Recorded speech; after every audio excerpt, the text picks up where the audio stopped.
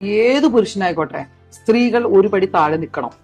ഞാൻ ഹൈറ്റ് കുറച്ച് കുറവാ, ഒരു പടി മുകളിൽ നിന്നാ കുഴപ്പമുണ്ടോ? നിങ്ങൾ എന്തിന്റെ ബേസിസിലാണ് ഒരു പടി താഴെ നിൽക്കണം എന്ന് പറഞ്ഞാൽ മനസ്സിലായില്ല. സെറിബ്രൽ ഇന്റലിജൻസിന്റെ കാര്യത്തിലാണെങ്കിൽ എത്രയോ സ്ത്രീകൾ ഇപ്പോഴും ഇവിടെ ഹൗസ് ടോസും ജോലിയും ഒരുപോലെ കൊണ്ടുനടക്കുന്നുണ്ട്. വീട്ടിലെ പണിയെടുക്കണം, നാട്ടിലും പോയി പണിയെടുക്കണം, എന്നിട്ട് കണക്കെല്ലാം നല്ലോണം മാനേജ് ചെയ്യണം, എല്ലാ കാര്യങ്ങളും കുട്ടികളുടെ കാര്യങ്ങളെല്ലാം ചെയ്യുന്നുണ്ട്.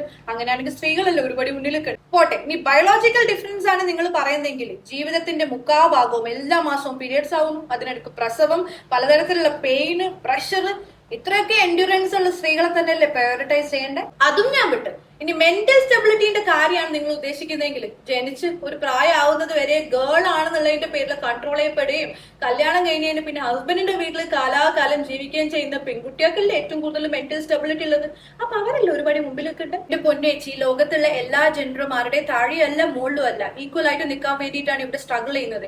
Equal freedom, equal respect and opportunity. പുരുഷനാണ് ഒരു ഫാമിലിന്റെ ബ്രെഡ് വിന്നർ, അതുകൊണ്ട് തന്നെ അയാൾക്ക് കുറച്ച് ഡോമിനൻസ് കൂടുതലാണെന്ന് നമ്മൾ കണ്ടീഷൻ ചെയ്ത് വെച്ച ഒരു സൊസൈറ്റിയിൽ നിന്നും പുറത്ത് കടന്ന് ആ ചങ്ങൽ ബ്രേക്ക് ചെയ്ത് വന്നിട്ട് മെല്ലെ മെല്ലെ ഗ്രാജുവലി മാറ്റങ്ങൾ കൊണ്ടുവരാൻ ശ്രമിക്കുമ്പോൾ നിങ്ങൾ വീണ്ടും അത് ചങ്ങല കൂട്ടി യോജിപ്പിക്കുക.